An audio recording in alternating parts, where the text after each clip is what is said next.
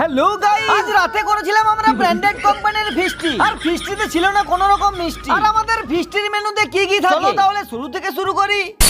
এইদিকে আমার বন্ধুগুলোর অনেক রকম গুণ, কারণ ফিস্টির জন্য কিনতেই ভুলে গেছে নুন। আমি বাড়ি থেকে নুন নিয়ে চলে এলাম। এরপর স্কুলে এসে দেখি রনি কোড়ায় লাগাচ্ছে মাটি, কারণ গ্যাসের যা দাম, গ্যাসে রান্না করলে আমাদের সবার বেরিয়ে যাবে ঘাম। তাই কাঠের জালেই রান্না করা হবে। তাই কোড়ায় যাতে না লাগে কালি, তাই কোড়াইয়ের পেছনে লাগিয়ে দেওয়া হচ্ছে এক গুচ্ছ বালি। তবে বালির সাথে থাকবে কাদা। এইদিকে বাটাবাটি হয়ে গেছে রসুন আর আদা। এইদিকে আমাদের ভাতও রেডি হয়ে গেছে। এইদিকে আমার হালকার মধ্যে বেশি করে খিদেও লেগে গেছে। তাই সবাইকে তাড়াতাড়ি করে রান্নাটা করতে বললাম। তো প্রথমেই তৈরি করা হবে আলু চোখার মশলা। তাই প্রথমেই কড়াইয়ে দিয়ে দেওয়া হলো সরষের তেল। এইদিকে চকচক করছে সিলিন্ডার বেল। এরপরে দিয়ে দেওয়া হলো শুকনো লঙ্কা। কিন্তু শুকনো লঙ্কার যা ঝাল, কেউ ওখানে থাকার পেল না চান্স। সব মানে যে জন্দিকা পারলো কেটে বললো। ফাইনালি অনেক পরিশ্রমের পর আমাদের আলু চোখা হয়ে গেল রেডি। আর এইদিকে আমাদের কিছু চিফ গেস্ট চলে এসেছে। আর এদের নাম হলো ডগ এন্ড ডগি।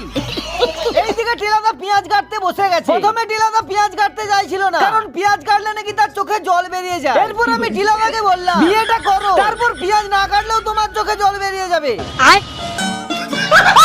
এরপর আমাদের কালো কড়াইয়ে কালো কুচকুচে মাংস হয়ে গেল রেডি। এরপর আমরা খেতেও বসে গেলাম। এইদিকে খাওয়ার চারিদিকে উঠছে পোকা। আর পাতায় প্রথমেই দিয়ে দেওয়া হয়েছে এক থাবড়া করে আলু চোখা। আর আলু চোখার টেস্ট কি আর বলবো, ওহো পুরো অমৃত। এরপরে চলে এলো পুরো হট হট রাইস। কিন্তু রাইসের দাম কিন্তু লো বাজেট প্রাইস। আমার ইংলিশ শুনে কেউ আর কিন্তু উল্টো পাল্টা কমেন্ট করো না। এরপরে চলে এলো গরম গরম ঝোল। কিন্তু ঝোলের যা ঝাল আমাদের বেরিয়ে যাচ্ছে, উল্টো পাল্টা ভেবো না, কিন্তু ঝোলের যা ঝাল আমাদের বেরিয়ে যাচ্ছে লাল।